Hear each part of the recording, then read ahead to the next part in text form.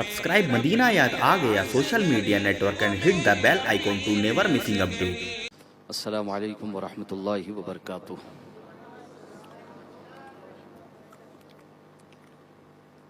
الحمد للہ الذی جعل النار علی سیدنا الخلیل بردا وسلاما واسمع سیدنا الکلیم علی طور سینا وحیا وکلاما وكشف الضر عن سيدنا أيوب بعدما أعين به مرضا وسقاما ورد البصر إلى سيدنا يعقوب إذ جاءه البشير وألم به آلاما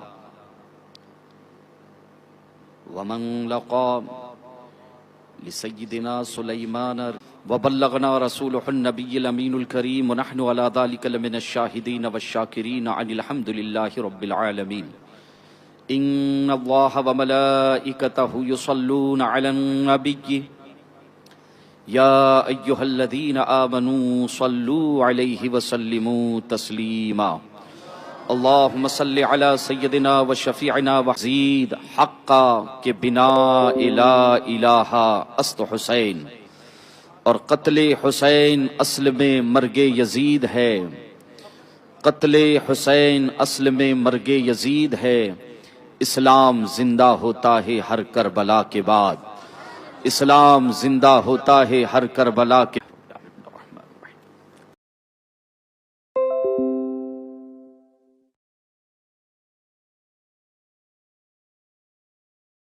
ہے کہ کرب و بلا کی دھرتی پر اس مارکے کو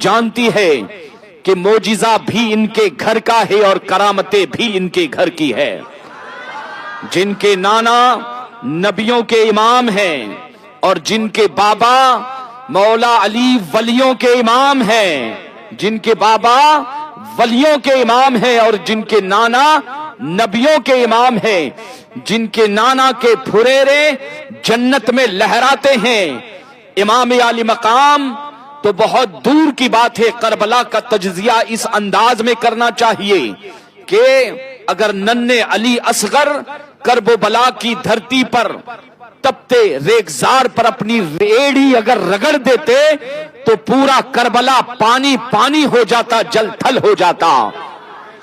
یہ نہ بھولیں کہ یہ نبی کے شہزادے ہیں، معجزہ بھی ان کے گھر کا ہے اور کرامتیں بھی ان کے گھر کی ہے، اور معجزات اور کرامتیں ایسی کہ حضرت آدم علیہ السلام سے لے کر حضرت عیسیٰ تک کم و بیش 1,23,999 انبیاء کرام کو جو معجزات ملے ہیں وہ حسین کے نانا کا صدقہ ہے، وہ حسین کے نانا کی برکتیں ہیں، وہ حسین کے نانا کی عظمتیں ہیں۔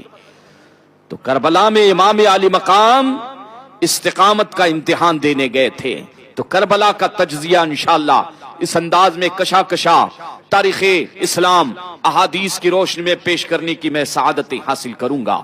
گزشتہ کل کی مجلس میں جو گفتگو ہوئی تھی اسی مجلس سے آج کی پیوستہ گفتگو بغور سماعت فرمائیں۔ اس وقت آپ پوری دنیا کا آپ جائزہ لیں، سوشل میڈیا کا دور ہے، دنیا میں کوئی ایسا ملک بچا نہ ہوگا، کوئی ایسا ملک باقی نہ ہوگا جہاں پر اللہ اکبر کی صدائیں نہ گونجتی ہو۔ دنیا میں اس وقت سرسری آپ نظر ڈالیں، کوئی ملک، کوئی شہر، حتیٰ کہ کوئی دیہات اور کوئی گاؤں ایسا نہیں ہوگا جہاں پر اسلام کی دعوت نہیں پہنچ رہی۔ جہاں محمد عربی اور دین اسلام کے چرچے نہیں ہو رہے ہیں، جگہ جگہ، نگر نگر، قریہ قریہ آج اسلام کا پرچم لہراتا ہوا نظر آ رہا ہے۔ آپ غور کریں کہ جو دین تاجدار کائنات محمد الرسول اللہ صلی اللہ علیہ وسلم کے حیات ظاہری میں حرمین طیبین کی سرزمین سے مکہ مکرمہ اور مدینہ طیبہ کی سرزمین سے جو دین نکلا، آج آپ غور کریں دنیا بھر میں آج پرچم اسلام نظر آ رہا ہے۔ کوئی گاؤں ایسا باقی نہیں ہوگا، کوئی شہر، کوئی ملک نہیں ہوگا جہاں پر اسلام کے چاہنے والے، اسلام کے ماننے والے نہ ہوں گے۔ غور کرنے کے بعد اس حقیقت سے پردہ اٹھانے کے لیے کہ آخر 1,23,000 صحابہ کرام اور وہ غربت اور اس افلاس کا دور کہ صحابہ تو صحابہ، اللہ کے رسول ارشاد فرماتے ہیں کہ میرے گھر میں، حضرت عائشہ راوی ہے فرماتی ہیں کہ اہل بیت کے خانوادہ نبوت میں کئی دن اور کئی راتیں بلکہ کبھی کبھی مہینہ گزر جاتا تھا اور چولہے میں آگ نہیں جلتی تھی۔ اس افلاس اور غربت کے عالم میں بھی مذہب اسلام مکہ المکرمہ اور مدینہ طیبہ سے 7 سمندروں پار پہنچ چکا تھا۔ آخر یہ برکتیں کیسی، آخر اتنے کم وقت میں یہ دین پوری دنیا پر کیسے چھا گیا؟ اس کا سیدھا سادہ جواب کہ تاجدار کائنات صلی اللہ تعالی علیہ وسلم نے اپنے دور حیات میں کم و بیش 1,24,000 صحابہ کرام کی تربیت فرمائی، ایسا معاشرہ تشکیل دیا، صحابہ کی ایسی مقدس جماعت کو کھڑا کیا، انہیں قرآن بھی سکھایا۔ میں نے کل بتایا کہ یتلو علیہم آیاتہ، قرآن بھی سکھا رہے ہیں، وَيُزَكِّيهِمْ، تزکیہ نفس، دلوں کو بھی پاک کر رہے ہیں اور ان کی تربیت بھی فرما رہے ہیں۔ وَيُعَلِّمُهُمُ الْكِتَابَ وَالْحِكْمَةَ، اور صحابہ کرام کو کتاب اور حکمت کی تعلیم بھی دے رہے ہیں۔ یہ صحابہ کرام کی جماعت جسے قرآن نے فرمایا کنتم خیر امہ، تم سب سے بہترین امت ہو، ادھیرا، مفسرین فرماتے ہیں ادھیرت للناس، ادھیرت قرآن کہتا ہے اخرجت للناس، مفسرین فرماتے ہیں ادھیرت للناس، پوری دنیا کے انسانوں کے لیے تمہیں، ان کی تربیت کے لیے، ان کی رہبری اور رہنمائی کے لیے، بھلائی کا حکم دینے کے لیے، برائی سے روکنے کے لیے اور دعوت توحید اور ایمان اور کلمہ طیب لا الہ الا اللہ محمد الرسول اللہ کو پہنچانے کے لیے تمہیں ظاہر کیا گیا ہے۔ اللہ تبارک و تعالیٰ نے قرآن میں ان کو خیر امت فرمایا، خیر امت، اور خیر امت کی وجوہات کتنی بتائی میں نے؟ 3 وجہ۔ تؤمنون، تأمرون بالمعروف، بھلائی کا حکم دیتے ہو، وتنہون عن المنکر، حرام کاموں سے، شرک سے، کفر سے لوگوں کو روکتے ہو، 2، اور تیسری چیز تؤمنون باللہ، مضبوطی سے اللہ پر ایمان رکھتے ہو۔ نبی کریم صلی اللہ تعالی علیہ وسلم ان کی تربیت بھی فرما رہے ہیں اپنی نگرانی میں، تعلیم بھی دے رہے ہیں اور دین کی نزاکتوں اور دین کی باریکیوں کو بھی سمجھا رہے ہیں۔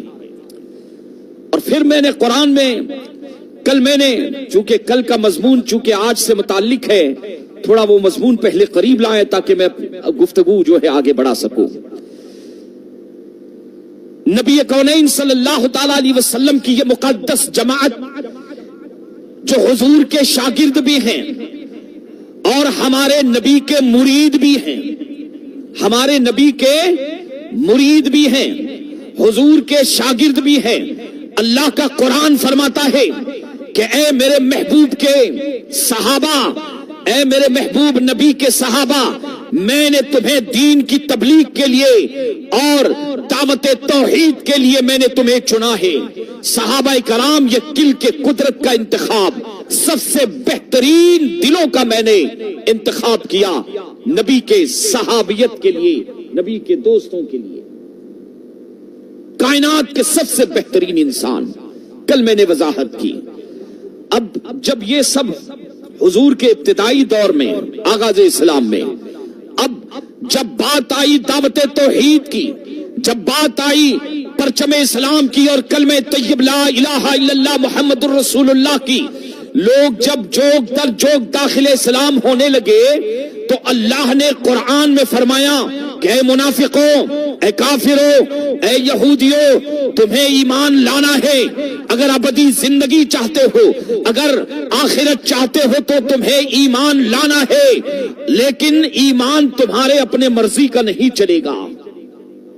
اب دیکھیں، حضور نے پہلے اپنے صحابہ کو تراشا، ان کی تربیت فرمائی، اور کیا بتایا سرکار نے کہ میرے صحابہ سنو، بعثت لأتم مکارم الاخلاق، اخلاق کی بلندیوں کو، اخلاق کی بلندیوں کو، انسانوں کو، صرف مسلمانوں کو نہیں، انسانوں کو، ساری دنیا کے انسانوں کو بہترین اخلاق سمجھانے کے لیے اور بتانے کے لیے میری بعثت ہوئی ہے۔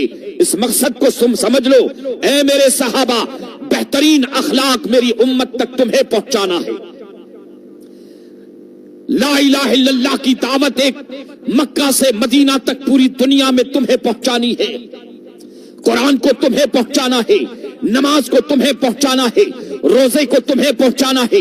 اے میرے صحابہ، قرآن کو تمہیں پہنچانا ہے، میری سنتوں کو تمہیں پہنچانا ہے، میری سنتوں کو تمہیں پہنچانا ہے، قرآن کے آئین کو تمہیں پہنچانا ہے، نظام خلافت کو تمہیں پہنچانا ہے، اور صرف عرب میں نہیں بلکہ یہ آسمانی مذہب ہے، یہ آسمانی قانون ہے، مشرق سے لے کر مغرب تک، شمال سے لے کے جنوب تک اسلام کو متعارف کرنا اب تمہاری ذمہ داری ہے، اسلام کو ریپریزنٹ کرنا اب تمہاری ذمہ داری ہے۔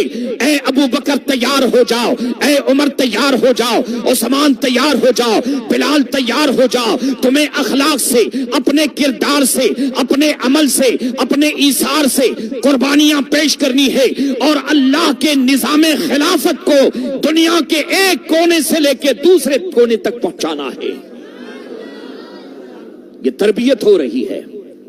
اسلام کا پہلا معاشرہ جس کی بنیاد رکھی جا رہی مدینے میں، اور کس عالم میں، نہ پنکھا ہے، نہ اے سی ہے، غربت و افلاس کا عالم ہے، بھوکے ہیں، دانا پانی کی قلت ہے، لیکن واہرے صحابہ کرام کی مقدس جماعت جو خود نہ تھے راہ پر، اوروں کے ہادی بن گئے۔ کیا نظر تھی جس نے، اللہ اکبر، نبی کونین صلی اللہ تعالی علیہ وسلم کی صحبت میں آنے سے پہلے صحابہ کرام کی یہ مقدس جماعت بے راہ تھی، لیکن جہاں پر انہوں نے نبی کے دامن کرم سے وابستگی حاصل کی، قوم کے امام بن گئے، قوم کے امام بن گئے، اور صرف مسلمانوں کے نہیں بلکہ انسانیت کے آئیڈیل بن گئے۔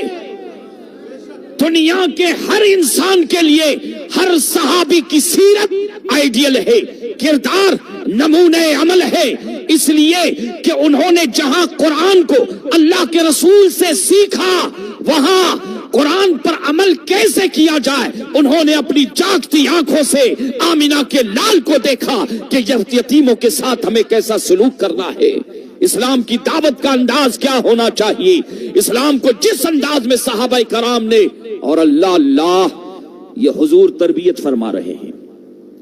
صحابہ کی جماعت، مقدس جماعت کہ اسلام کا تعارف اور قرآن کی دعوت اب ان کے ذمے ہے، مشرق سے لے کے مغرب۔ عزیزان ملت اسلامیہ، اب قرآن کا انداز دیکھیں، اللہ فرماتا ہے وَإِذَا قِيلَ لَهُمْ، جب ان سے کہا گیا آمنوا کما آمن الناس، ایمان تم لاؤ لیکن تمہارے اپنی مرضی کا ایمان نہیں چلے گا.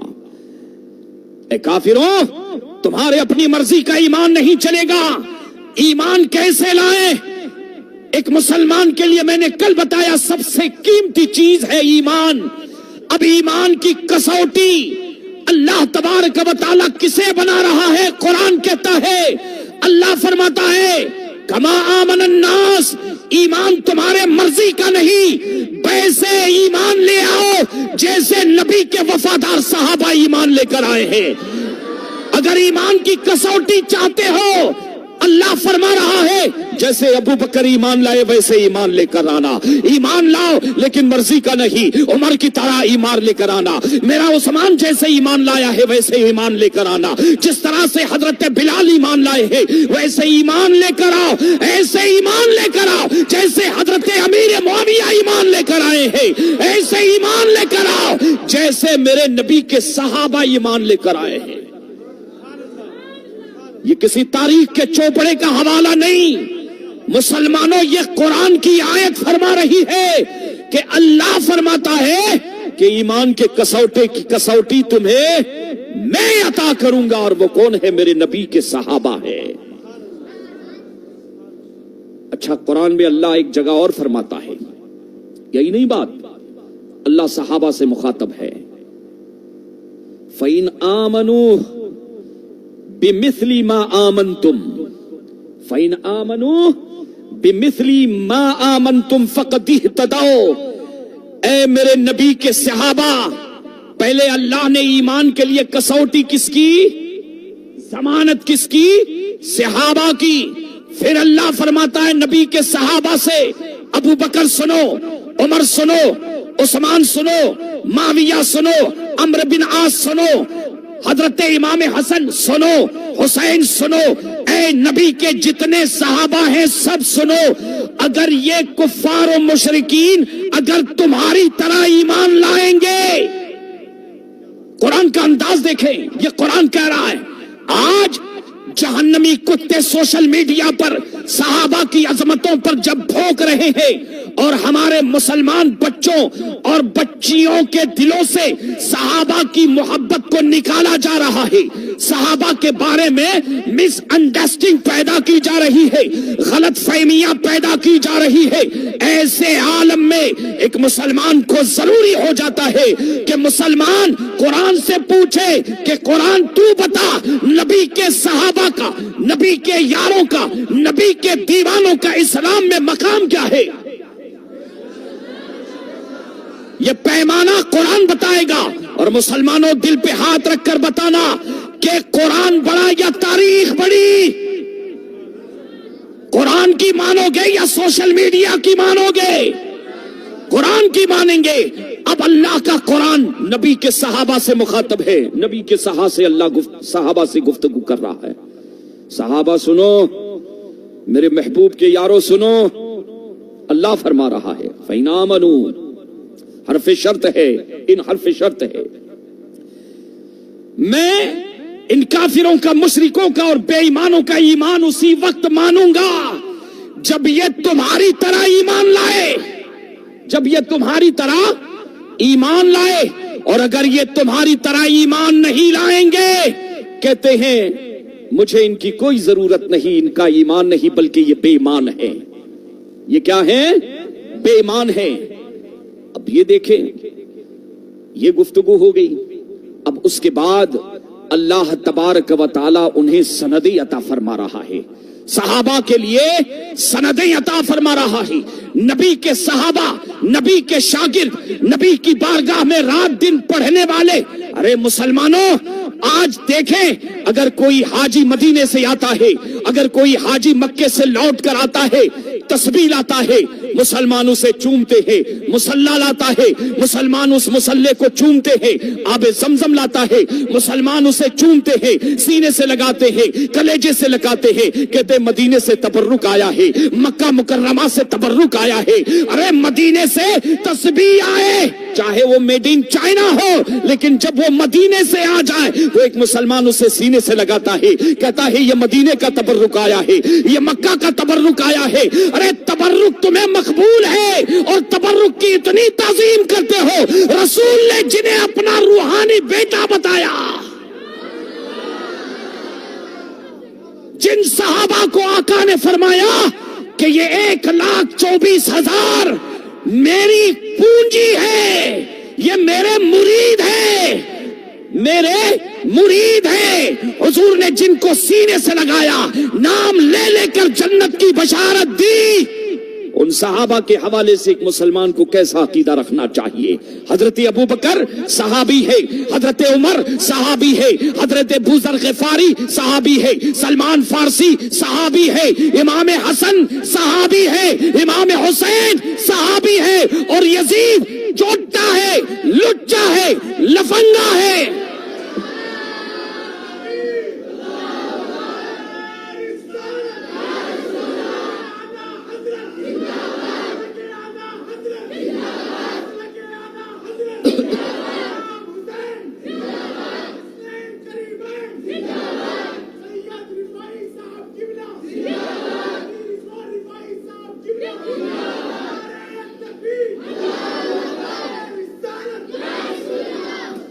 حضرت فاطمہ الزہرا رسول اللہ کی شہزادی بھی ہے اور آپ صحابیہ بھی ہے، آپ صحابیہ بھی ہے۔ حضرت مولا علی شیر خدا رسول اللہ کے داماد بھی ہے اور آپ صحابی بھی ہے۔ عزیزان ملت اسلامیہ، آج کربلا کا تجزیہ کرنے والے یزیدی یزید کو دھکے مار کر جنت میں پہنچانا چاہ رہے ہیں۔ عزیزان ملت اسلامیہ، یزید کو امام علی مقام کے تقابل میں کھڑے کرنے کے تو ہم قطعاً قائل نہیں ہے۔ کیا تقابل ہے یزید کا امام علی مقام سے؟ ارے یزید تو ہماری جوتیوں کا مقابلہ نہیں کر سکتا، تو وہ امام علی مقام کے تقابل اور نبی کے اہل بیت کے تقابل کا کیسے ہو سکتا ہے؟ ارے یزید وہ پاکھنڈی ہے جو رات میں کھمبا نہیں مارتا تھا تو سوتا نہیں تھا۔ یہ بمبئی کی بولی میں بول رہا ہوں میں، انشاءاللہ اس پر تبصرہ ہوگا اور مدلل انداز میں اسے بے نقاب کریں گے اسے۔ عزیزان ملت اسلامیہ، یہ کربلا کی 10 روزہ مجلس اسلام کی دعوت کا ذریعہ ہے۔ یہاں 10 روزہ مجلسوں میں کوئی اناپ شناپ یا دنیا دار باتیں نہیں ہوتی، یہاں نبی کی باتیں ہوتی ہے، یہاں نبی کے دیوانوں کی باتیں ہوتی ہے، نبی کے صحابہ کا ذکر ہوتا ہے، نبی کے اہل بیت کا ذکر ہوتا ہے۔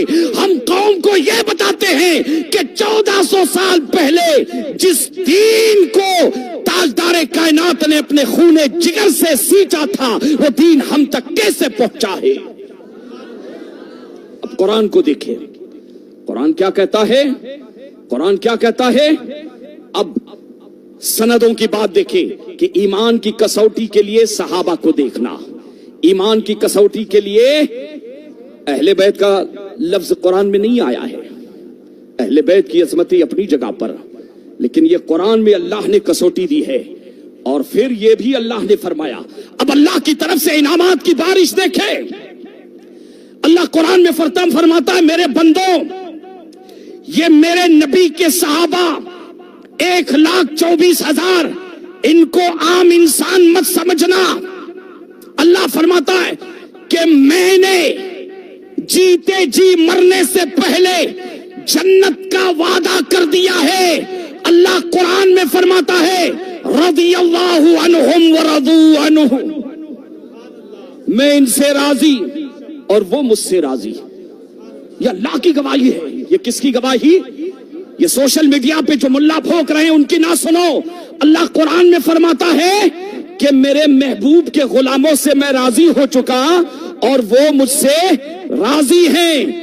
عزیزان ملت اسلامیہ، اللہ تبارک و تعالیٰ فرماتا ہے اولئک هم الصادقون، سچوں کی جماعت یہی ہے۔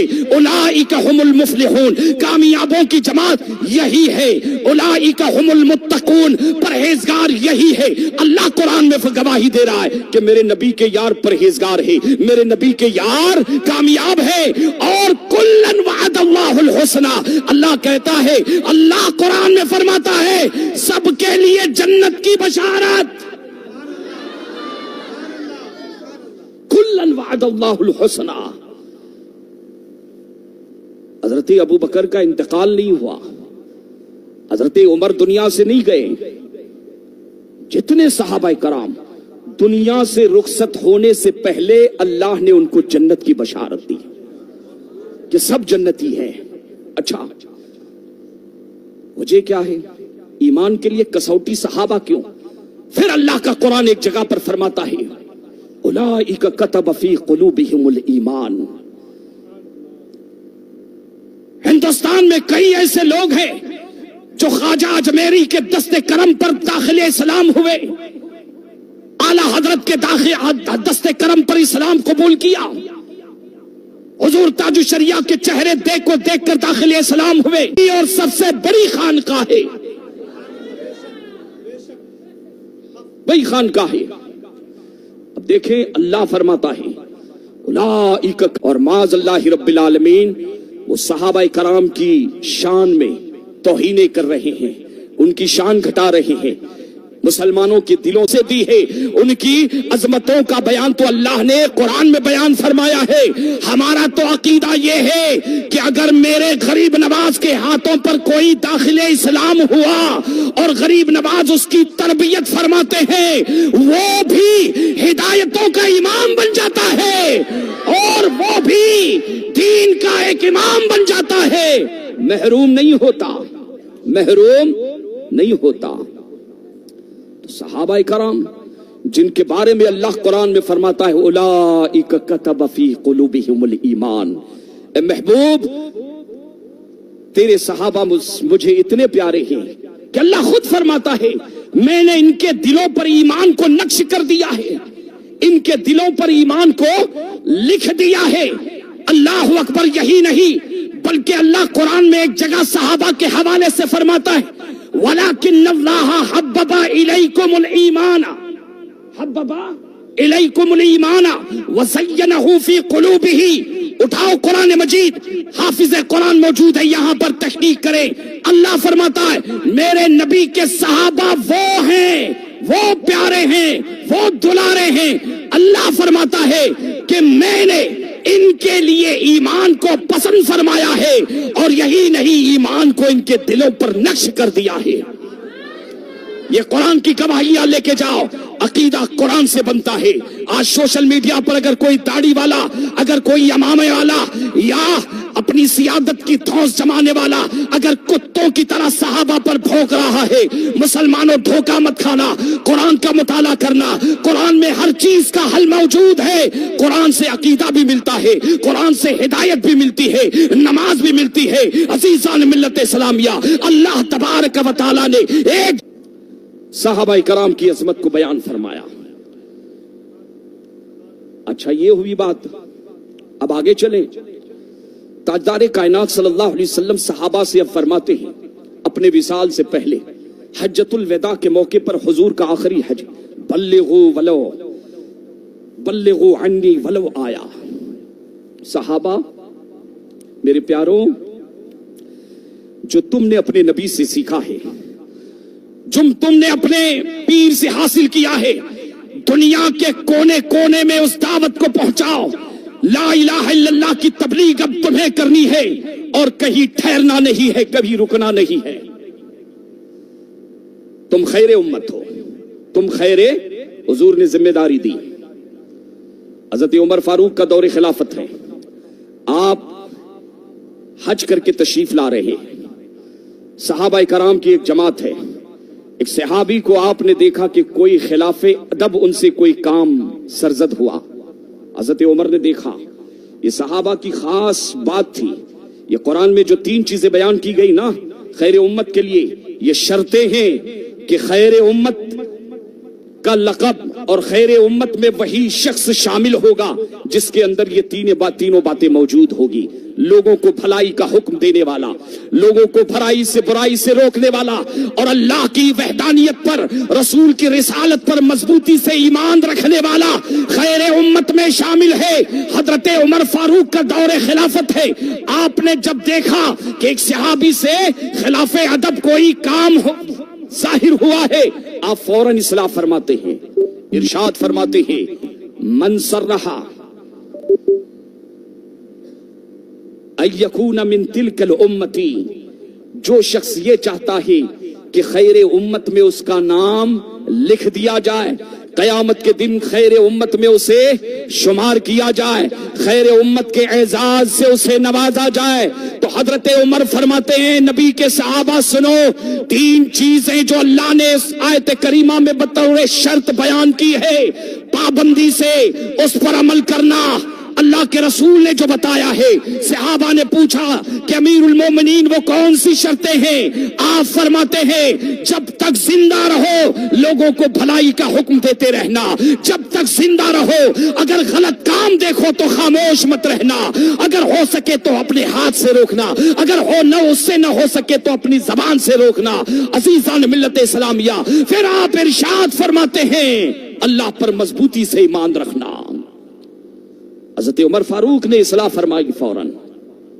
हुजूर अपने विसाल से पहले, चूंकि अहले सुन्नत का, अहले इस्लाम का यह अकीदा है कि हमारे नबी के बाद कोई नबी आखिरुज़्ज़मा है। कुरान कहता है मा काना मुहम्मदुन अबा अहदिन मिर रिजालिकुम वलाकिन रसूलुल्लाहि व खातमन नबिय्यीन। और सहाबा से आप फरमाते हैं ला नबी अबादी, मेरे सहाबा मेरे बाद अब कोई नबी नहीं आएगा। जो 3 मैंने तुम्हें अता किया है, जो तौहीद का पैगाम और जो रिसालत की बरकतें मेरे सीने में थी, ए मेरे सहाबा मैंने तुम्हारे सीने में उंडेल दी है, खामोश मत रहना।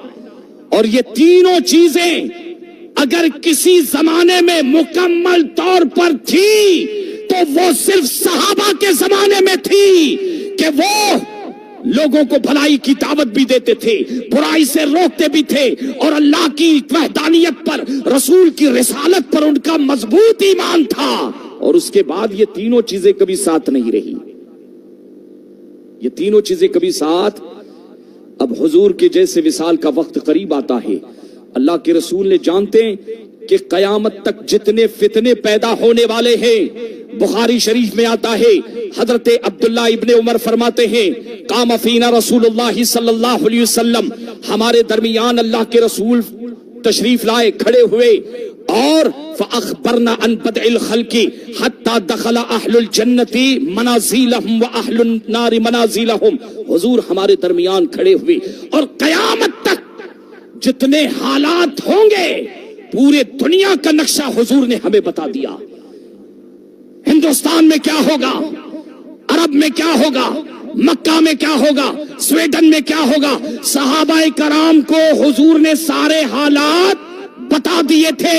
हजरत अब्दुल्ला इब्ने उमर फरमाते हैं हफीज़हु मन हफीज़हु व नसीयहु मन नसीयहु, सहाबाए कराम में से जिसने याद रखना था याद रखा, और जिनके दिमाग से ओझल हो गया। लेकिन हुजूर ने हर फितने को, हुजूर ने पर्दा फरमाने से पहले, विसाले जाहिरी से पहले हमें हर फितने से आगाह किया था। जहां हुजूर ने दज्जाल की खबर दी है, जहां हुजूर ने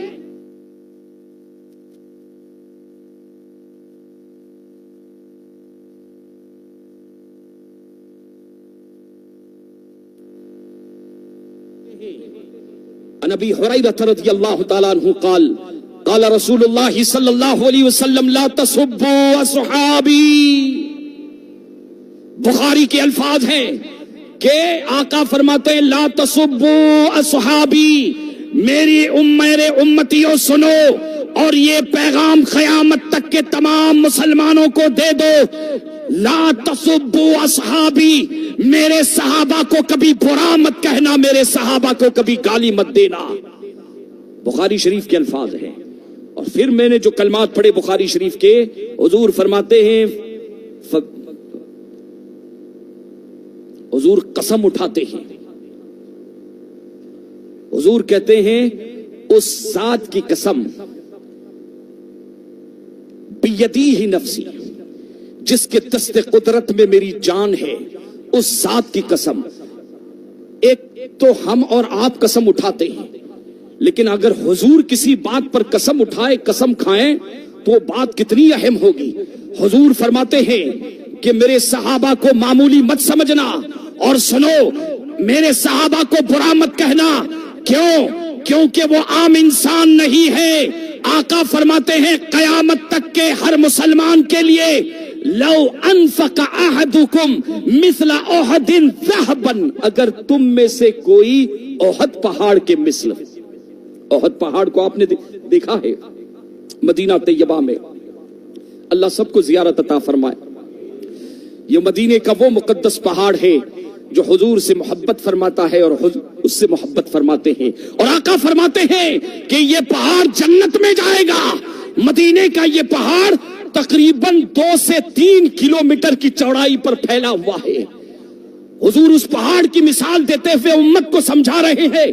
میرے صحابہ کو معمولی سمجھنے والوں سنو، آقا کیا فرماتے ہیں کہ ان کو معمولی مت سمجھنا. اگر تم خدا کی راہ میں آدھا کلو جو تقسیم کرو، گیہوں تقسیم کرو، لو انفق احدکم مثل احد ذهبا، اگر تم احد پہاڑ کی طرح اس کے وزن کے برابر خدا کے راستے میں سونا خرچ کرو گے، اور میرا ایک بلال، میرا ایک معاویہ، میرا ایک عمرو بن معاذ، میرا ایک صحابی خدا کی راہ میں ایک مٹھی بھر جو خرچ کر دے گا، فی سبیل اللہ کسی کو صدقہ کرے گا، کہتے ہیں آقا کہ جتنا ثواب میرے اس صحابی کو دیا جائے گا، احد پہاڑ کے مثل سونا بھی اگر خرچ کرو گے اتنا ثواب تم کو نہیں عطا کیا جائے گا. اس کی برابری حضور فرماتے ہیں صحابی کی برابری کرنے مت جانا. اور پھر آقا ارشاد فرماتے ہیں صحابہ کرام سے ایک مرتبہ حضور نے خطاب فرمایا کہ ترمذی شریف میں اور ابن ماجہ کی حدیث ہے، حضور صحابہ سے خطاب فرما رہے ہیں، فرماتے ہیں من یعیش منکم بعدی، کہ تم میں سے جو میرے بعد زندہ رہے گا فسیرا اختلافا کثیرا، کثیر اختلاف پیدا ہوں گے، بہت سارے اختلاف پیدا ہوں گے. آقا صلی اللہ علیہ وسلم ارشاد فرماتے ہیں فعلیکم بسنتی وسنت الخلفاء الراشدین. ایسے وقت میں جب اختلاف رونما ہو جائے، فتنے جنم لے، آقا فرماتے ہیں میری سنت پر مضبوطی سے قائم رہنا اور میرے خلفاء راشدین کی سنت پر مضبوطی سے قائم رکھنا. خلفاء راشدین کون ہے؟ حضرت ابو بکر خلیفہ راشد ہے، حضرت عمر اسلام کے دوسرے خلیفہ ہے، حضرت عثمان غنی اسلام کے تیسرے خلیفہ ہے، اور حضرت مولا علی اسلام کے چوتھے خلیفہ ہے. اور امام حسن حضور فرماتے ان کو دیکھنا. پھر ایک مرتبہ حضور فرماتے ہیں، چونکہ حضور مشاہدہ فرما رہے ہیں، جب میں ان حدیثوں کا مطالعہ کر رہا تو سوچنے لگا کہ اللہ کے رسول نے خاص صحابہ کے حوالے سے، جبکہ قرآن کی آیتیں بھی موجود ہیں، گویا کہ مصطفیٰ جان رحمت ملاحظہ فرما رہے تھے کہ میری امت میں بعض ایسے کلمہ پڑھنے والے پیدا ہوں گے جو میرے صحابہ کو برا کہیں گے، ان پر طعن و تشریح کریں گے، ان کو برا کہیں گے. اس لیے آقا فرماتے ہیں اللہ اللہ، حضور کے کلمات ہے اللہ اللہ، یعنی اتقوا اللہ اتقوا اللہ. اے محمد کو ماننے والوں، آقا فرماتے ہیں کہ میری غلامی میں آنے والوں اللہ سے ڈرو، اللہ سے ڈرو. لا تتخذوا اصحابی غرضا بعدی، کہ میرے وصال کے بعد میرے صحابہ کو برا مت کہنا، کیونکہ وہ میرے ہیں، وہ میری روحانی اولاد ہیں، میں نے انہیں سینچا ہے، میں نے انہیں تربیت دی ہے، ان پر حملہ کرنا مجھ پر حملہ کرنا ہے. حضور فرماتے ہیں فمن احبہم، میرے صحابہ سے جو محبت کرتا ہے فبحبی، میری وجہ سے، ومن ابغضہم، اور جو میرے صحابہ سے بغض و عداوت رکھے گا، آقا فرماتے فبغضی، وہ میری وجہ سے. یعنی جس کے دل میں میرا بغض ہے، میری عداوت ہے، بھڑاس نکالنے نہیں ملتی تو میرے صحابہ کا نام لے کر برائی کرے گا۔ آقا فرماتے ہیں جو میرے صحابہ کی توہین کرے گا حقیقت میں وہ میری توہین کرنا ہے۔ میرے صحابہ کو جو برا کہہ رہا ہے عزیزان ملت اسلامیہ، پھر آقا فرماتے ہیں فمن عاداہم فقد عادانی، جس نے میرے صحابہ کو تکلیف پہنچائی، دکھ پہنچایا، اس نے مجھے دکھ پہنچایا۔ امام حسین کو کربلا میں باغی کہنے والے ظالموں، یزیدیوں سنو، امام حسن اور امام حسین یہ صرف رسول کے شہزادے نہیں ہیں بلکہ وہ صحابی بھی ہیں۔ وہ کیا ہے؟ صحابی بھی ہے۔ اور یزید کی پیدائش تو 25 کی ہے، یزید کی پیدائش تو 25 کی ہے۔ کیسے تقابل کرتے ہیں؟ کون تم خیر امہ، سب سے بہترین امت تم ہو۔ آئے ایک مثال میں آپ کو پیش کروں، اس کے بعد اپنی گفتگو ختم کروں۔ حضرت عمر کا دور خلافت، ایک صحابی، یہ قرآن نے ان کو بہترین امت کیوں کہا؟ قرآن نے یہ کیوں کہا کہ ایمان کے لیے کسوٹی صحابہ ہے، ایمان صحابہ کی طرح لاؤ، اللہ فرماتا ہے کامیاب ہو جاؤ گے، ہدایت پاؤ گے، اور صحابہ کے راستے سے ہٹ گئے، اللہ فرماتا ہے میرے نبی کے راستے سے ہٹ جاؤ گے، میرے نبی کی تعلیم اور تربیت سے ہٹ جاؤ گے۔ عزیزان ملت اسلامیہ، اب یہ دیکھیں کہ آخر قرآن نے صحابہ کو خیر امت، خصوصی طور پر میں نے کل بتایا تھا کہ مفسرین فرماتے ہیں کہ خیر امت کا پہلا مصداق، پہلی مراد نبی کے صحابہ ہیں، نبی کے صحابہ ہیں۔ علامہ جلال الدین سیوطی شافعی علیہ الرحمہ فرماتے ہیں ہم الذین ہاجروا مع رسول اللہ صلی اللہ علیہ وسلم من مکہ الی المدینہ خاصۃ اصحاب رسول اللہ صلی اللہ علیہ وسلم۔ خیر امت سے مراد وہ صحابہ ہے جنہوں نے حضور کے ساتھ ہجرت فرمائی، مکہ شریف سے لے کے مدینہ۔ مہاجرین بھی ہے، انصار بھی ہے، اور امام فخر الدین رازی فرماتے ہیں کہ ہر مسلمان خیر امت میں شامل ہوگا جس میں یہ تین چیزیں پائی جائے گی کہ وہ لوگوں کو بھلائی کی دعوت دے گا، برائی سے روکے گا، خاموش نہیں رہے گا، اور اللہ پر مضبوطی سے ایمان رکھے گا۔ آخر ایمان کی کسوٹی اللہ نے قرآن میں صحابہ کو کیوں قرار دیا؟ اور حضور فتنوں سے آگاہ فرما رہے ہیں کہ کچھ لوگ ایسے پیدا ہوں گے، ہوشیار رہنا۔ آئے ذرا میں تاریخ اسلام کا ایک باب، جو میں یہ نہیں کہتا کہ آپ نے سنا نہیں ہوگا، لیکن صحابہ کی تاریخ اور نبیوں کی تاریخ سننے کے بعد دل کو جلا ملتی ہے، دل کو نور ملتا ہے، زندگی میں انقلاب پیدا ہوتا ہے۔ رسول اللہ کے ایک صحابی جنہیں حضرت سعید ابن عامر کے نام سے یاد کیا جاتا ہے، حضرت عمر کا دور خلافت ہے، ملاقات کے لیے مدینہ طیبہ میں حاضر آئے۔ حضرت عمر کا دور خلافت ہے، سلام کیا۔ حضرت عمر اور حضرت ابو بکر حضرت سعید ابن عامر سے بے پناہ محبت فرماتے تھے، کیونکہ یہ صحابی زاہد صحابی تھے، رسول اللہ ان سے بڑی محبت فرماتے تھے۔ ملاقات ہوئی، حضرت عمر کی آنکھوں میں آنکھیں ڈال کر آپ عرض کرتے ہیں کہ عمر، اب آپ صرف عمر نہیں ہیں بلکہ آپ رسول اللہ کے خلیفہ بن چکے ہیں، آپ مسلمانوں کے خلیفہ بن گئے ہیں۔ اللہ نے جس منصب پر آپ کو بٹھایا ہے، رسول اللہ کے جس منصب پر آپ بیٹھے ہیں، مسند خلیفہ کی حیثیت سے، کہتے اس میں عمر کوئی کوتاہی مت کرنا،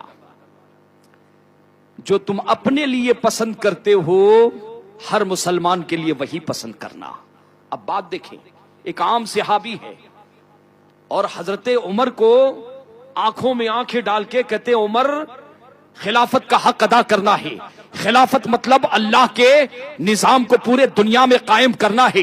عمر جو اپنے لیے پسند کرتے ہو ہر مسلمان کے لیے وہی پسند کرنا، جو اپنی آل و اولاد کے لیے ناپسند کرتے ہو عمر اپنی آل و اولاد کے لیے ناپسند کرتے ہو ہر مسلمان کے لیے وہی پسند کرنا۔ اور عمر یاد رکھنا، کہ راہ خدا کی تبلیغ میں تمہیں بے پناہ تکلیفیں آئے گی، ہو سکتا ہے تمہیں ستایا جائے گا، لیکن پہاڑ بن کر رہنا، تم اسلام کی تبلیغ کرتے رہنا۔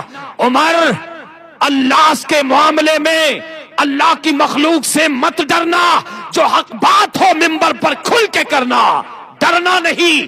دین کے معاملے میں کسی سے مت ڈرنا، صرف عمر اللہ سے ڈرنا۔ حضرت عمر سنے جا رہے ہیں، عمر سنے جا رہے ہیں، کہتے ہیں کہ عمر، اللہ کی مخلوق پر رحم کرنا، ان کے ساتھ نرمی سے پیش آنا۔ حضرت عمر کی آنکھوں میں آنسو آ گئے، کہنے لگے سعید، اتنا بڑا بوجھ اور اتنی بڑی ذمہ داری میں کیسے عہدہ برآر ہو سکوں گا، تم دعا کرو۔ اب حضرت عمر فاروق رضی اللہ تعالیٰ عنہ کا انتخاب دیکھے اور رسول اللہ کی تربیت دیکھے۔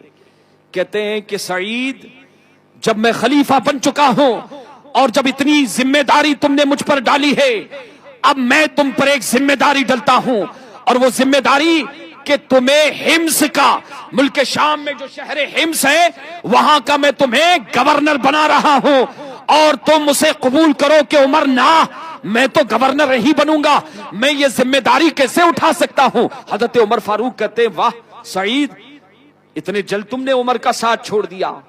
بخدا عمر قسم کھاتا ہے کہ عمر تمہیں چھوڑے گا نہیں، تمہیں حمص کا گورنر بننا پڑے گا، میرا ساتھ دینا پڑے گا۔ قبول کرتے ہیں۔ کا کتنی پگار مقرر کی جائے؟ بیت المال سے۔ کا عمر، اب تک جتنا ملتا آ رہا ہے میرے لیے کافی ہے، زیادہ کی ضرورت نہیں۔ حضرت عمر رضی اللہ تعالیٰ عنہ نے ملک حمص کے لیے، ملک شام کے شہر حمص کے لیے آپ کو بحیثیت گورنر مقرر کر دیا، اور پگار بڑھانا چاہ رہے تھے کہ نہ عمر، جتنا ملتا ہے کافی ہے۔ صحابہ کی یہ تربیت دیکھے، صحابہ کا یہ کردار دیکھے، صحابہ کا یہ مزاج دیکھے۔ حضرت عمر سے آپ نے ایک بات اور فرمائی تھی کہ آپ نے عرض کی تھی کہ عمر، تمہارے قول میں اور عمل میں تضاد نہیں ہونا چاہیے، تمہاری بات میں اور تمہارے کردار میں تضاد نہیں، یگانیت ہونی چاہیے، یکسانیت ہونی چاہیے۔ اگر لوگوں کو جس بھلائی کا حکم دو عمر، پہلے تم اس پر عمل کرو۔ آپ نے آمنا و صدقنا کہا۔ صحابہ کا مزاج دیکھیں، جبکہ حضرت عمر کے مرتبے اور مقام سے وہ خود بھی واقف ہے کہ عمر کا مقام کیا ہے۔ یہ وہی عمر ہے جن کے بارے میں میرے آقا نے ارشاد فرمایا کہ میرے عمر کو خدا نے وہ دبدبہ عطا فرمایا ہے کہ اگر کسی گلی سے گزر جائے تو شیطان کی مجال نہیں ہے کہ اس گلی میں قدم رکھے۔ یہ حضرت عمر کے نام کی برکت ہے، اور اعلیٰ حضرت کے نام کی یہ برکت ہے۔ جس گھر میں اعلیٰ حضرت کا نام چلا جاتا ہے وہاں وہابیت نہیں آتی ہے، وہاں بدمذہبیت نہیں آتی ہے۔ نعرہ تکبیر، نعرہ رسالت۔ نظام خلافت کو آپ ملاحظہ فرمائیں کہ مصطفیٰ جان رحمت نے جو معاشرہ تشکیل دیا ہے، جس نظام کو آپ نے صحابہ کو عطا فرمایا ہے، خلافت کی جو ذمہ داری آپ نے صحابہ کو دی ہے کہ لا الہ الا اللہ کی دعوت کو پوری دنیا میں پہنچانا ہے، صحابہ کی قربانیوں کو دیکھے کہ حضرت سعید ابن عامر آپ چلے جاتے ہیں، جانے کے چند دنوں کے بعد ملک شام سے، حمص سے قافلہ مدینے میں آتا ہے۔ حضرت عمر اپنے گورنروں کی تفتیش بہت کرتے تھے، گورنروں کی تفتیش بہت کرتے تھے۔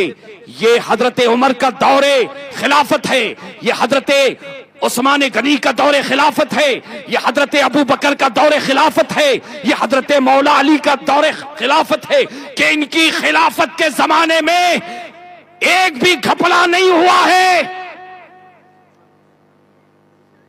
کس اسلام کو آنکھیں دکھا رہے ہو؟ سوشل میڈیا پر کس اسلام کو تم جو ہے اچھال رہے ہو؟ ارے اسلام یہ آسمانی دین ہے، قدرت نے فطرت میں، اسلام کی فطرت میں لچک دی ہے۔ اسلام کی یہ تاریخ ہے کہ اسے جتنا دبایا گیا ہے اور جتنا مسلمانوں کو ستایا گیا ہے، اسلام ابھر کر سامنے آیا ہے۔ دیوان گانے محمد کو دیکھ کر گھبرا گئی ہے گردش دورہ کبھی کبھی، اور گردن میں ہاتھ ڈالے ہیں، گردن میں ہاتھ ڈالے ہیں ماہو نجوم نے، گزرا ہے ان حدوں سے مسلمان کبھی کبھی۔ ہندوستان میں اسلام کہ ریپریزینٹ کرنے والے بادشاہ اور مہاراجا نہیں ہے، بلکہ اسلامی تعلیمات کو سمجھنا ہے تو غریب نواز ہند الولی کو دیکھو. اگر اسلام کی تعبیر کو سمجھنا ہے، اسلام کو اگر سمجھنا ہے تو حضرت محبوب الہی کو سمجھو، حضرت مخدوم سمنانی کو سمجھو. ان کی فطرت میں اور ان کی سیرت میں تم کو حقیقی اسلام نظر آئے گا. یہ اسلام کے سچے ترجمان ہیں. تو سعید ابن حمص سے قافلہ آیا. کہاں پر؟ مدینے میں. حضرت عمر بہت تفتیش کرتے تھے گورنروں کی. بیٹھے مسجد نبوی میں، پوچھا کیا حال ہے گورنر کا؟ کہا اچھے ہیں، معتمد لوگ تھے. کہا حمص کے مسلمانوں کی کیا حالت ہے؟ کہا ایک فہرست بنا دو. حمص میں جتنے غریب مسلمان ہیں، مسکین مسلمان ہیں، جتنے پریشان حال ہے، سب کے نام لکھ دو. کہا امیر المومنین کس لیے؟ کہ سب کو پیسہ بھیجنا ہے، یہاں سے بیت المال سے ان کو پیسہ ادا کر دوں گا. فہرست پیش کی. پہلے نمبر پر جو نام آیا وہ حضرت سعید ابن عامر کا. اللہ اکبر. آپ دیکھیں کہ پورے علاقے کا جو گورنر ہے اس کے گھر کا حال یہ ہے کہ حضرت عمر کی بارگاہ میں جب نام پیش کیے گئے کہ غریبوں کا حال نام پیش کرو، کہا مدد کی جائے گی. کہا پہلا نام کا کون؟ کہا یہ سعید ابن عامر. کہا کون سعید؟ کہا ہمارا گورنر جسے آپ نے بھیجا. حضرت عمر کی بارگاہ میں عرض کرتے ہیں کہ ہمارے گورنر کا حال یہ ہے کہ ان کے گھر میں کئی دنوں تک چولہا نہیں جلتا ہے اور فاقے پر فاقے ہوتے ہیں. حضرت عمر کی آنکھوں میں آنسو آنے لگ گئے. یہ ہے وہ خلافت جس کا نظام قائم کرنے کے لیے اللہ نے نبوت و رسالت کا سلسلہ جاری فرمایا. انسانیت سے متعارف کرانے کے لیے کہ انسان کیسے بنتا ہے. صرف مسلمان نہیں، ایک انسان کو انسانیت کے اقدار بتانے کے لیے اللہ نے دنیا میں نظام خلافت کو اتارا ہے. عزیزان ملت اسلامیہ، حضرت عمر کی آنکھوں میں آنسو آ گئے. 1000 دینار کی تھیلی آپ نے تیار کی. کہا میری طرف سے بیت المال کی طرف سے کہتے ہیں سعید ابن عامر کو دینا. یہ ہے نبی کے صحابہ جنہیں کسوٹی قرار دیا گیا ہے. اب دیکھیں کہ حضرت سعید ابن عامر کی بارگاہ میں جب وہ 1000 دینار کی تھیلی ان کے گھر میں پہنچتی ہے، بستر پر لیٹے ہوئے تھے، اٹھ کے بیٹھے، سلام ملا امیر المومنین کا. جیسے ہی تھیلی لی اور کھولا، دینے والا تو دے کر چلا گیا تھا. حضرت سعید ابن عامر زور سے کلمات ترجیح پڑھتے ہیں انا للہ و انا الیہ راجعون. ان کی بیوی، ان کی اہلیہ، اسلام کی مقدس شہزادی ان کے بغل میں تھی.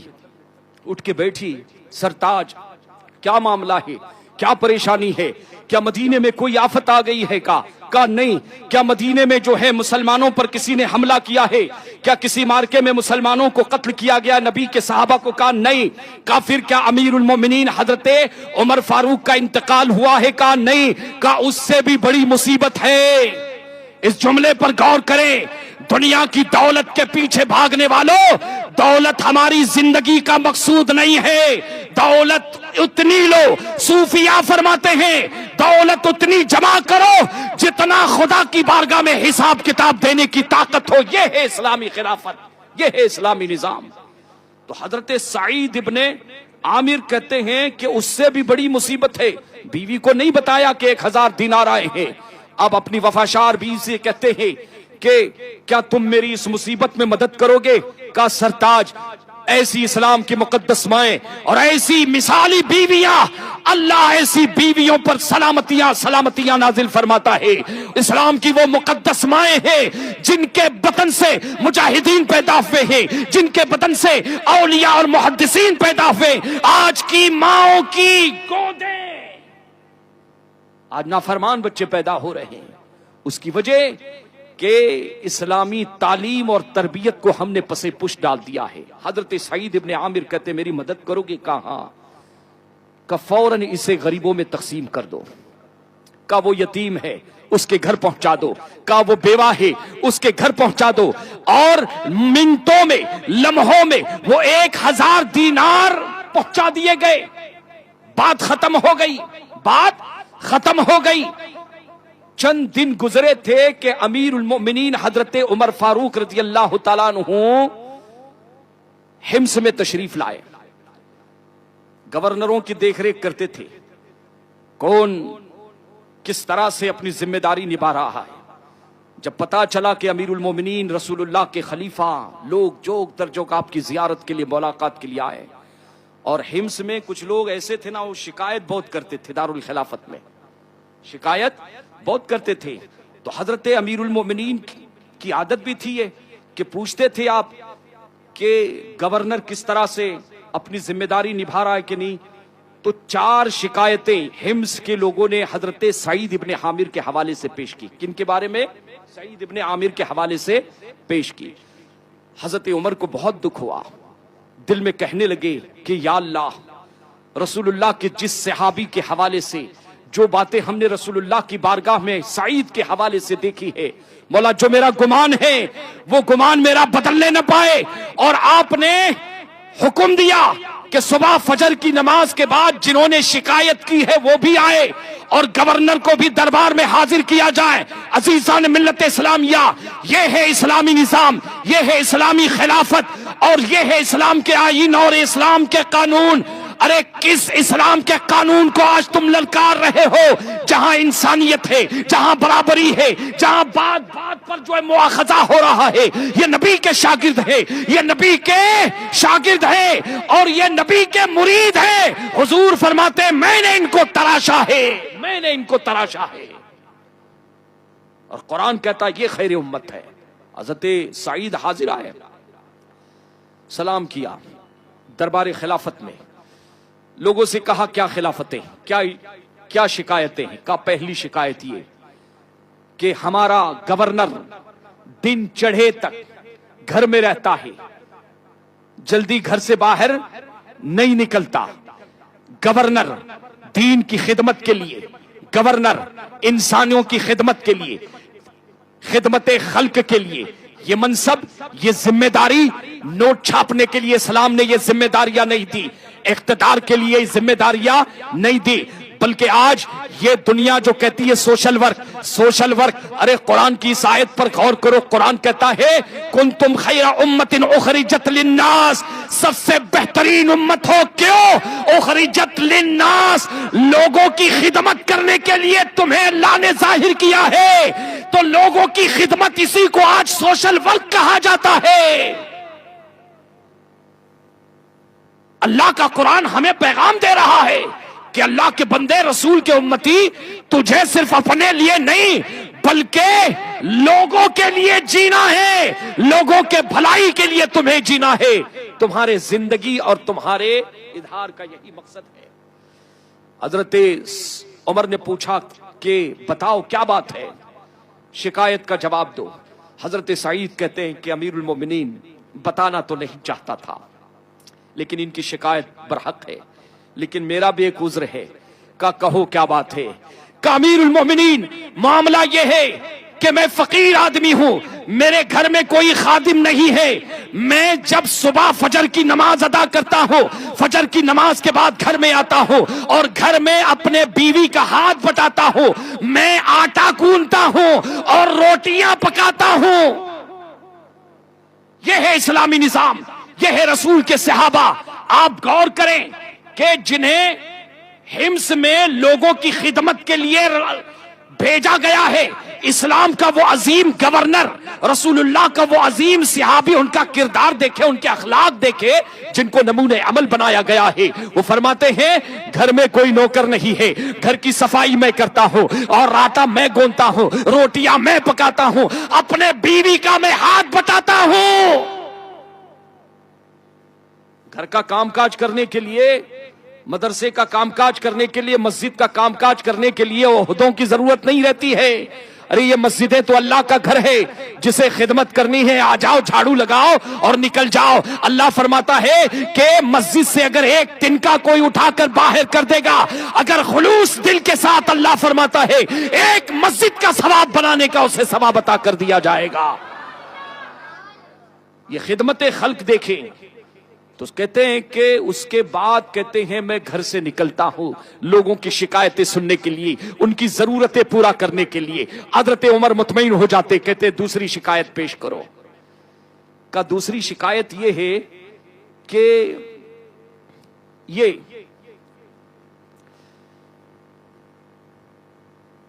مہینے میں ایک مرتبہ غفلت کرتے ہیں، یعنی جب گھر سے نکلتے لیکن مہینے میں ایک دن چھٹی کرتے ہیں، سمجھ لیجئے گا۔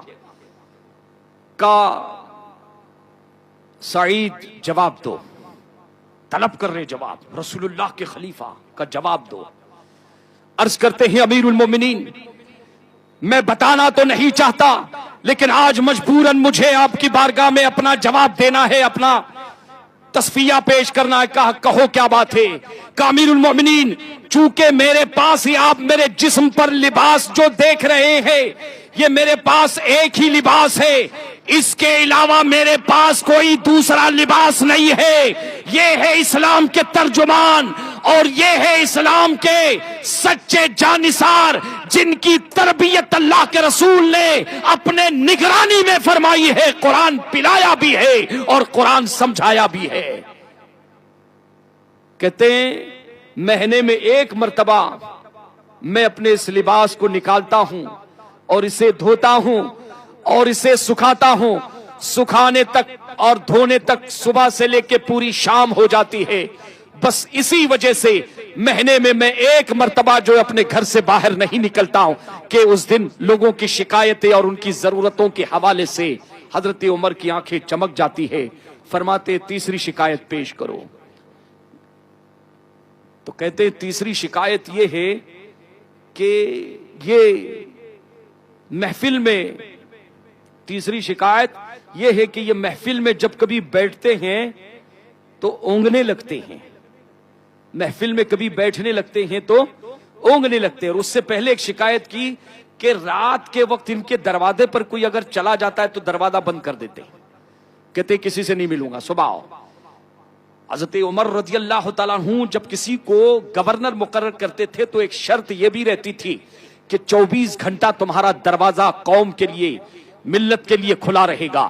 جس ضرورت کے لیے اگر وہ آدھی رات کو آتا ہے تمہیں آدھی رات کو اس کی مدد کے لیے کھڑا ہونا ہے۔ یہ نہیں دیکھنا ہے کہ صبح کا سورج طلوع ہو رہا ہے یا نہیں، بلکہ فوراً تمہیں مسئلے کا حل کرنا ہے، اس کی ضرورت اور اس کی مدد کے لیے تمہیں پہنچنا ہے۔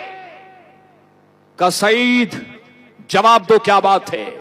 حضرت سعید کہتے ہیں، صحابی رسول کہتے ہیں امیر المؤمنین میں نے پورا دن اللہ کے رسول کے ان امتیوں کے لیے وقف کر دیا ہے۔ میں صبح سے لے کے رات سورج ڈوبنے تک ان کی خدمت کرتے رہتا ہوں۔ بس ایک رات کا ایک ویسا وقت آتا ہے کہ جو میں نے اپنے لیے اور اپنے رب کے لیے خاص کر لیا ہے، میں رات کے وقت مصلی پر کھڑا ہو جاتا ہوں اور صبح تک اللہ کی بندگی کرتے رہتا ہوں۔ میں نہیں چاہتا کہ رات میں میرے عبادت کے وقت کوئی بندہ درمیان میں حائل ہو، وہ وقت تو میں نے اللہ کے لیے خاص کر کے رکھا ہے۔ حضرت عمر خوش ہو جاتے ہیں۔ کا چوتھا سوال، چوتھا اعتراض، کہ امیر المومنین محفل میں جب یہ گورنر بیٹھتے ہیں ان کے پاس کوئی اپنا مسئلہ لے کے آتا ہے حل کرنے کے لیے تو یہ کبھی کبھی محفل میں اونگتے ہیں۔ شکایت دیکھیں آپ کتنی باریک بات ہے، اور ایسے غافل ہو جاتے ہیں کہ لوگ اپنی شکایت پیش کرتے ہیں کہ یہ مسئلہ ہے، یہ تکلیف ہے، ایسا ہوا ویسا ہوا، اور یہ تو کبھی کبھی بالکل جو ایسا بالکل جیسے سو گئے ہیں۔ حضرت عمر کہتے ہیں سعید جواب دو، سعید جواب دو۔ آنکھوں سے آنسو روا ہو جاتے ہیں، کہتے حضور معاملہ یہ نہیں کہ میں غافل نہیں ہوتا، مجھ پر اونگ طاری نہیں ہوتی، کا پھر کیا ہوتا ہے؟ کہ امیر المومنین مجھ پر بے ہوشی طاری ہوتی ہے، بے ہوش ہو جاتا ہوں۔ کا سعید وجہ کیا ہے؟ کہ امیر المومنین وجہ یہ کی تھی، اللہ اکبر، خلفائے راشدین کے بعد، عشرہ مبشرہ کے بعد تمام صحابہ میں افضل صحابی کہا جاتا ہے۔ کہتے ہیں حضرت خبیب ابن عدی کو قید کر کے لایا گیا، کہاں پر؟ مکہ شریف میں۔ ابھی مکہ شریف میں اسلام مکمل طور پر عزیزان ملت اسلامیہ مکہ والوں نے رسول اللہ کے اس صحابی کو قتل کرنے کے لیے مقام تنعیم پر کہاں اس کو لے جائیں گے جہاں پر آج مسجد عائشہ زندہ نہیں رکھیں گے. اللہ اکبر اعلان ہو گیا کہ مکہ میں محمد کے غلام کو جو ہے پھانسی کی سزا دی جانے والی ہے. عزیزان ملت اسلامیہ اب آپ دیکھیں کہ مکہ المکرمہ میں فرماتے ہیں ہجوم تھا. حضرت سعید کہتے اس وقت میں نے کلمہ نہیں پڑھا تھا اور میں پہنچ گیا دیکھنے کے لیے. تختے دار پر ہاتھوں میں زنجیریں ہیں, پاؤں میں زنجیریں ہیں, اور حضرت خبیب ابن عدی کو مارتے ہوئے, دھکیلتے ہوئے, کوڑے مارتے ہوئے جب تختے دار کے پھانسی کے پھندے کی طرف ایک درخت کے نیچے جب لایا گیا, اعلان کیا گیا کہ یہ وہ آدمی ہے جس نے محمد کی غلامی اختیار کی ہے. عزیزان ملت اسلام یہ اعلان کرتے کہ آج اس کو قتل کر دیا جائے گا. قرآن کہتا ہے وَتُؤْمِنُونَ بِاللَّهِ. خیر امت کا ایک تیسرا وصف تأمرون باللہ. تختے دار پر حضرت خبیب ابن عدی بدری صحابی وہ کہتے ہیں کہ مکہ کے کافروں, جب تم مجھے قتل ہی کرنا چاہتے ہو تو کم سے کم میری آخری خواہش پوری کرو. کا کیا آخری خواہش ہے؟ کا 2 رکعت نماز ادا کرنا چاہتا ہوں. نہ مسجد میں نہ بیت اللہ کی دیواروں کے سائے میں نماز عشق ادا ہوتی ہے تلواروں کے سائے میں. رضا کے لیے اپنی دولت کو قربان کر دیا, ارے خون کی ندیاں بہا دی. اگر آقا نے فرمایا آگ میں کود جاؤ تو کود گئے. آج ان صحابہ پر حملہ کیا جا رہا ہے. ہوش کے ناکلو مسلمانوں, ہوشیار ہو جاؤ اپنے بچوں کو, اپنی بچیوں کو جو سوشل میڈیا کے ذریعے دین حاصل کرنا چاہ رہے, انہیں ہوشیار کرو کہ ہر داڑھی ٹوپی والے سے دھوکہ مت جانا. ہر نبی کا نام لینے والا, ہر رسول کا نام لینے والا ضروری نہیں کہ نبی کا وفادار ہو, وہ غدار بھی ہو سکتا ہے, وہ منافق بھی ہو سکتا ہے. عزیزان ملت اسلامیہ, تو حضرت سعید ابن عمر کہتے ہیں کہ میں بھی اس منظر کو دیکھنے کے لیے چلا گیا. مسلمان نہیں ہوئے تھے اس دن. سکون کے ساتھ 2 رکعت نماز ادا کی اور جلدی جلدی نماز پڑھی. سلام پھیرنے کے بعد حضرت خبیب کہتے ہیں کہ مکہ کے کافروں, میں بہت سکون سے نماز پڑھتا ہوں, لیکن آج میں نے معمول کے مطابق جو ہے, معمول کے خلاف میں نے ذرا عجلت کے ساتھ نماز پڑھی ہے. جانتے ہو کیوں؟ کہ کس لیے؟ کہ اس لیے کہ کہیں تم یہ نہ سوچ لینا کہ محمد عربی کا غلام ڈر گیا ہے, محمد عربی کا غلام ڈر گیا ہے. عزیزان ملت اسلامیہ, صحابہ کرام نے نبی کریم صلی اللہ علیہ وسلم کے حسن کو دیکھا, سرکار کے سیرت کو دیکھا تو کردار کو دیکھا. ایک تو دیکھے قرآن مجید کہتا ہے کہ یوسف علیہ السلام کے حسن کو دیکھا مصر کی عورتوں نے تو ان کے انگلیوں کے پورے کٹ گئے, لیکن صحابہ نے جب نبی کو دیکھا تو پورے کٹ گئے. اور وہاں تو کٹی تھی انگلیاں اور یہاں تو انہوں نے اپنی گردنیں حضور کے قدموں پر نچھاور کر دی. اسی لیے تو 14ویں صدی کے مجدد پکار اٹھتے ہیں, حسن یوسف پہ کٹی مصر میں انگشتان زنا, سر کٹاتے ہیں تیرے نام پہ مردان عرب. یا رسول اللہ, آپ کے صحابہ نے انگلیاں نہیں اپنی گردنیں آپ کے لیے کٹائی ہے, یہ ان کا ایمان تھا. کہتے ہیں حضرت خبیب سولی پہ جب چڑھائے جانے لگے, انہوں نے اللہ سے دعا کی کہ اللہ, اے اللہ, جب میری شہادت ہو, میری موت ہو, یہاں محفل میں کوئی ایسا نہیں ہے جو میری شہادت کا پیغام میرے نبی تک پہنچا دے.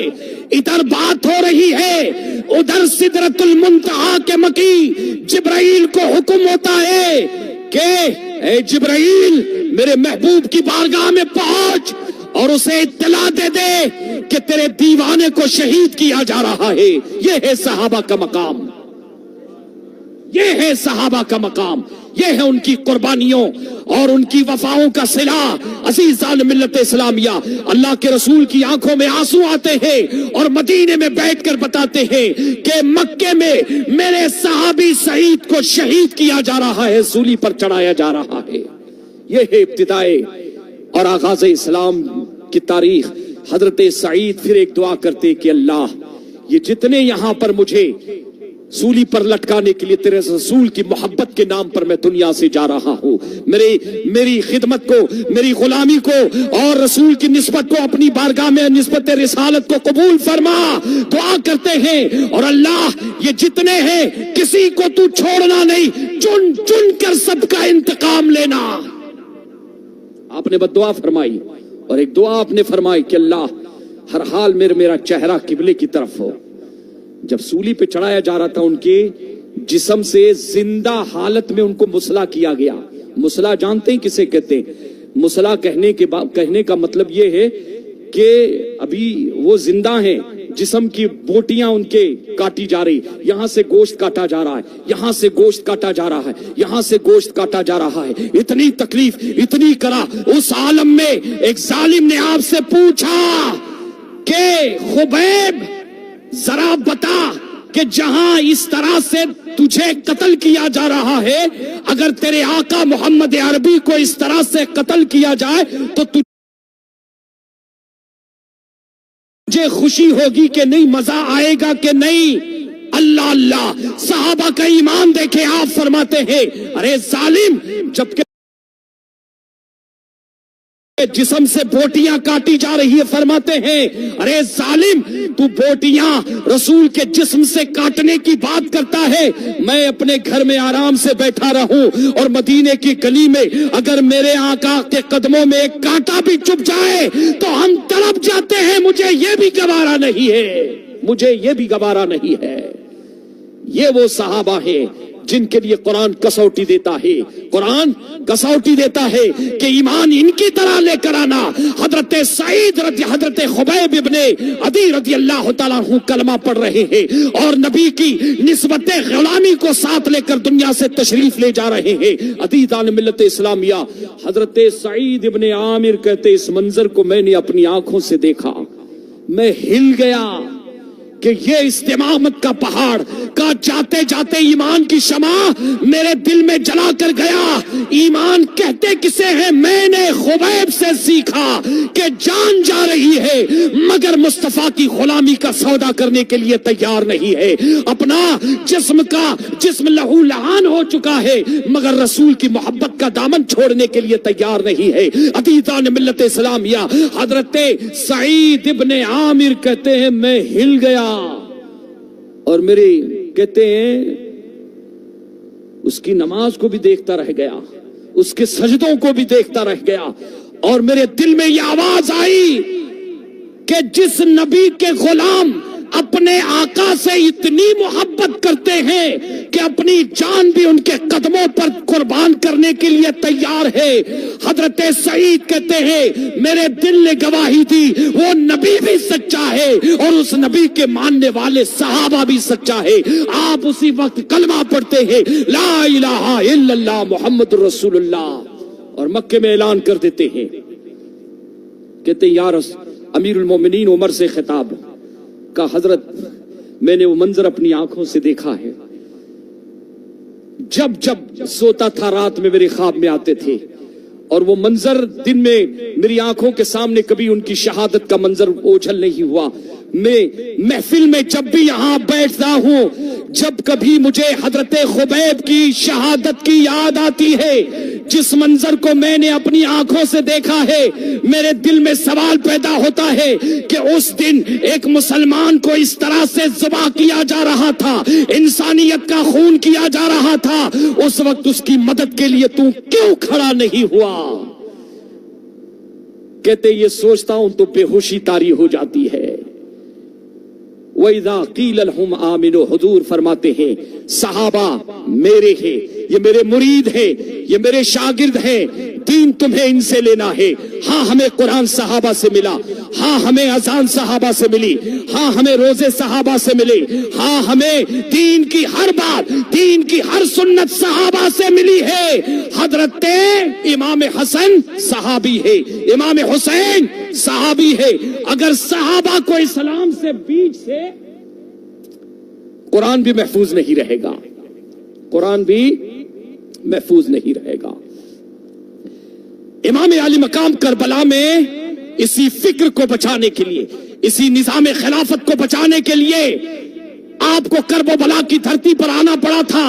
ارے امام حسین جنگ لڑنے نہیں آئے تھے، ارے یہ تو دھوکہ دیا جا رہا ہے، جنگ تو ٹکر میں ہوتی ہے، وہاں یہ بتانے کے لیے آئے تھے کہ اسلام قربانی چاہتا ہے، اسلام ایثار چاہتا ہے، جب تک شجر اسلام کو خون نہیں دو گے وہ برقرار نہیں ہوگا۔ ایثار کی مثال قائم کرنے گئے تھے۔ عزیزان ملت اسلامیہ ہمیشہ یاد رکھے، حضور کے اہل بیت ان کی عظمتیں سر آنکھوں پر، انشاءاللہ تفصیلی گفتگو ہوگی، لیکن حضور کے صحابہ ایمان کی کسوٹی ہے۔ آج سوشل میڈیا پر کئی سنی اب ٹنی ہو چکے ہیں، اب کیا ہو گئے؟ ٹنی ہو چکے ہیں، نبی کے صحابہ پر حملہ کر رہے معاذ اللہ رب العالمین، ان کی زندگیوں پر۔ مسلمانوں یہ مت دیکھنا کہ وہ سید ہے، یہ مت دیکھنا کہ وہ کس خانقاہ کا ہے، یہ مت دیکھنا کہ کیسا اعلامیہ ظاہر کیا ہے، کیسا اعلامیہ اس نے پیش کیا ہے۔ مسلمانوں ہمیشہ یاد رکھنا، جس چیز کو نبی سے نسبت ہو جائے وہ قابل تعظیم، وہ قابل تعظیم۔ نہ حضور کی اہل بیت کو ہم چھوڑنے کے لیے تیار ہیں اور نہ حضور کے صحابہ کو ہم چھوڑنے کے لیے تیار ہیں۔ اعلیٰ حضرت فرماتے ہیں اہل سنت کا ہے بیڑا پار، اصحاب حضور نجم ہے اور ناو ہے، عطرت رسول اللہ کی یہی وہ خیر امت ہے جن میں تینوں چیزیں بیک وقت موجود تھی۔ حضور نے فرمایا اے صحابہ میرے وصال کے بعد میرے دین کو پہنچانے کی ذمہ داری تمہاری، وما علینا البلاغ۔